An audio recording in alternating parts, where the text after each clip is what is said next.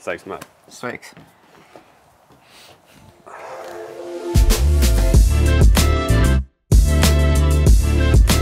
Sveiki, draugi! Šodien parunāsim par mājas elpošanu, vai pareizāk sakot, kā uzturēt svaigu gaisu mājā. Ar mani kopā ir Māris no SIA Airwave Latvija. Un šodien viņš pastāstīs, ar ko atšķirās ventilācija no rekuperācijas un vai vispār tādas mums ir nepieciešamas mūsu mītekļos. Sveiks, Māris. Sveiks.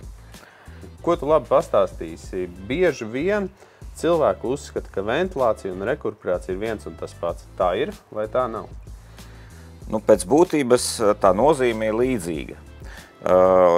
Ventilācija kā tāda ir kas? Ventilācija ir svaiga gaisa piegāde mūsu miteklim.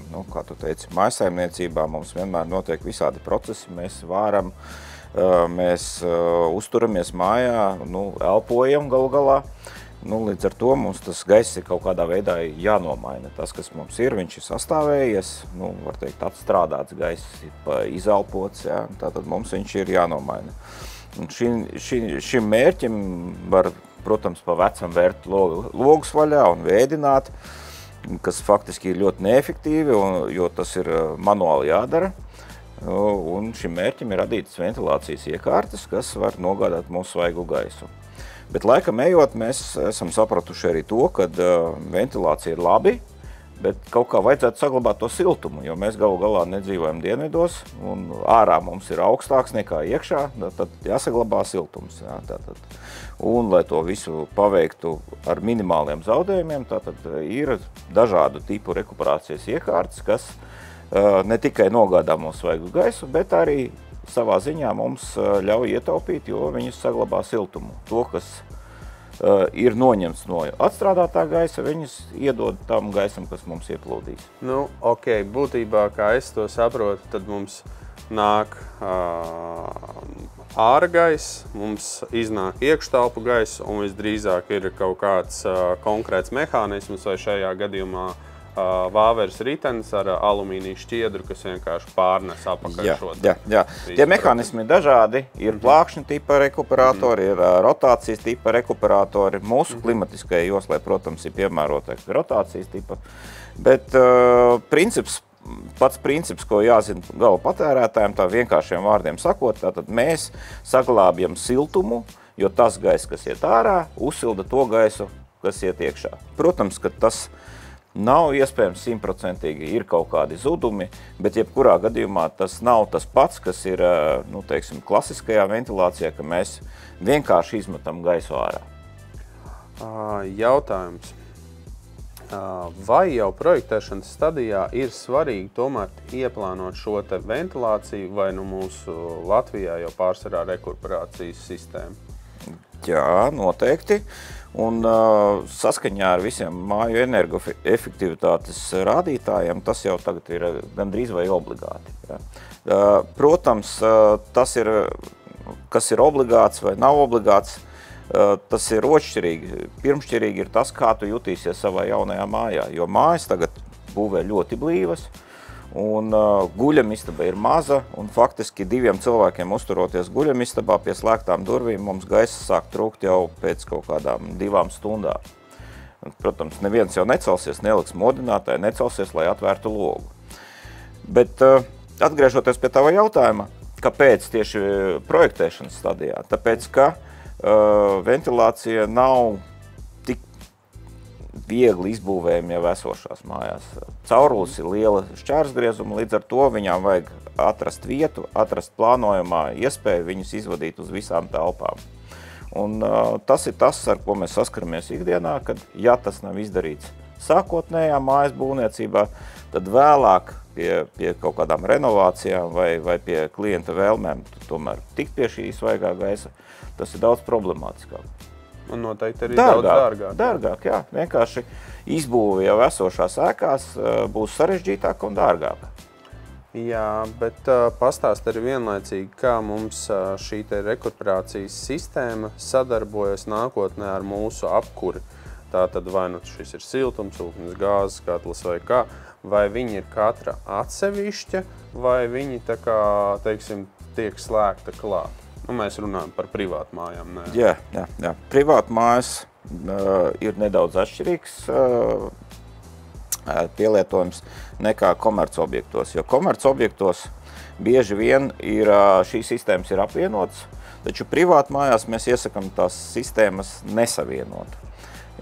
Atkal viens no tiem apsvērumiem ir, jo tas ir dārgi un sarežģīti. Gan dārgi ierīkojot, gan arī sarežģīti pēc tam lietojot, jo klientam jāsaprot, ka jebkura sistēmas sarežģītība, tad viņam tam visam ir jāseko. Tāpēc bieži vien ir tā, ka viņas sadarbojās, bet netiešā veidā. Sadarbojās kā? Tātad mums rekuperācija saglabā siltumu, kuru ir radījusi apkuras sistēma. Ja? Bet tāpat laikā viņas nav savienotas tiešā veidā. Gaiss ir viens un tas pats, kas ēkā.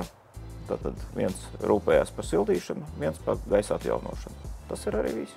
Labi, bet vienlaicīgi pastāst, bieži vien tomēr, nevis bieži vien, bet diezgan regulāri netiek ieviest šī rekuperācijas sistēma. Un kas notiek tajā brīdī, ja viņa mums nav? Ar ko mums ir jārēķinās vai potenciālās iespējas, kas varētu sagādāt mums neērtības? Kā jau es minēju, tā ir tā logu virināšana. Ja mēs paskatāmies pēc gaisa kvalitātes mērījumiem, ja tādi tiek veikti, tad tas gaiss mums ir jānomaina. Ja, lai mēs viņu nomainītu, tad mums ir jāatver logi, jāizlaiž siltums, tad mēs jau zaudējam enerģiju. Pati rekuperācijas sistēma jau mums palīdz to izdarīt kontrolēti un iespējami lētākā veidā. Ir vēl dažas nianses, kas jāņem vērā, jo pat labam cilvēki ir jūtīgāki pret dažādām alerģijām, pret dažādām, netipiskām situācijām. Piemēram, ja mums ir palielināts mitrums, tad mums var veidoties pelējuma sēnīti. Tas atkal mums var izraisīt veselības problēmas. Ja cilvēks guļ paaugstinātā CO2 līmenī, viņš nav izgulējies, viņš ir noguris, tas izraisa atkal kaut kādas tādas veselības blakus problēmas.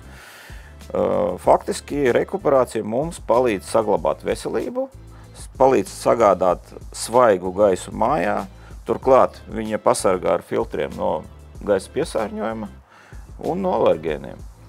Bet tajā pašā laikā, tu teici par mitrumu, bet mitrums, ja mājā mums ir mitrums, tad tas jau nozīmē, ka arī mums apkuras sistēma strādā daudz, teiksim, ar lielāku jaudu nekā tad, ja šī mitruma nebūtu veidošana. Mitrums jau vēl tur tā savstarpēji saistīts. Jā, tieši tā. Viņš ir saistīts ar to, ka apkuras jauda mainās. Mums mitrumā arī ir savādāka tā pašsajūta. Jā, teiksim, mums tie grādi, kas ir nepieciešami, arī mainās atkarībā no mitruma. Jā, tad, teiksim, salīdzinot vienkāršiem salīdzinājums ar slapjā pirts, sausā pirts, kā mēs jūtamies. Bet vēl pastāsti, kā tieši mainās apkuras efektivitāte, ja mums šī rekuperācija ir iebūvēta. Vai tas palielina patēriņu, vai tieši otrādāk mums samazina apkuras patēriņu?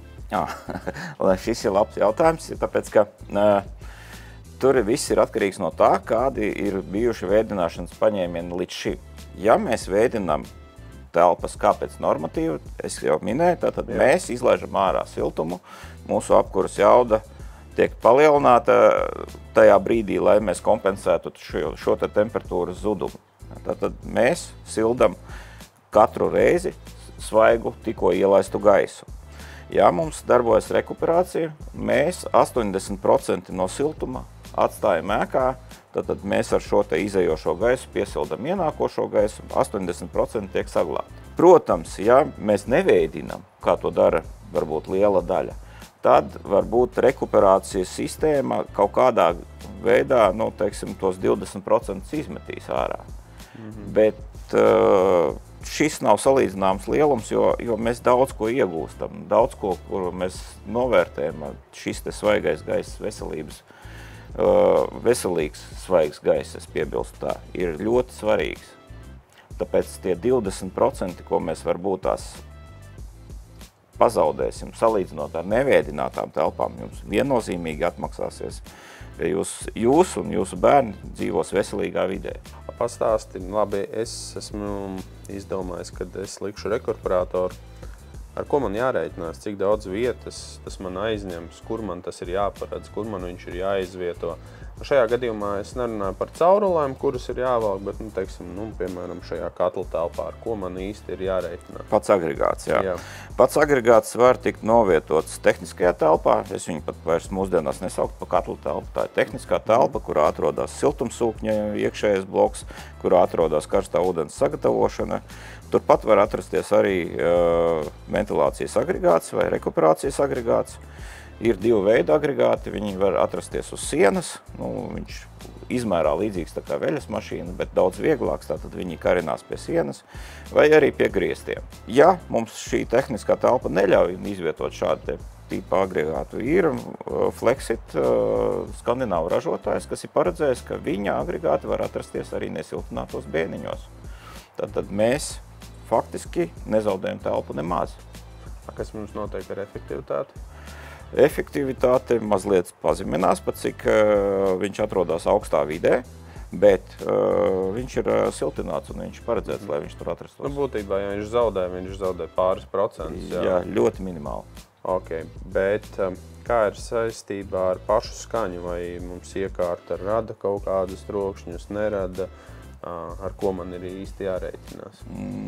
Pašā iekārtā, ja mēs skatāmies globāli, tad tās divas galvenās komponentes ir ventilatori un rekuperators.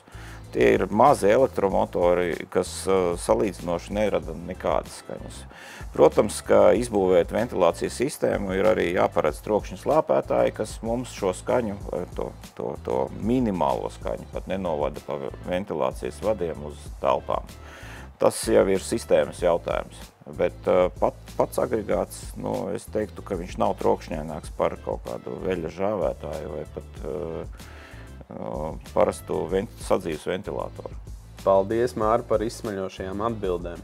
Un arī jūs, draugi, ja vēlties patīkamu komfortu savā mājā ar svaigu gaisu, griežaties pie Airwave Latvija un viņa platformā siltumsūknis.lv piesakiet konsultāciju un arī viņi atradīs jūsu mājā pareizo iekārtu un pareizo uzstādītāju.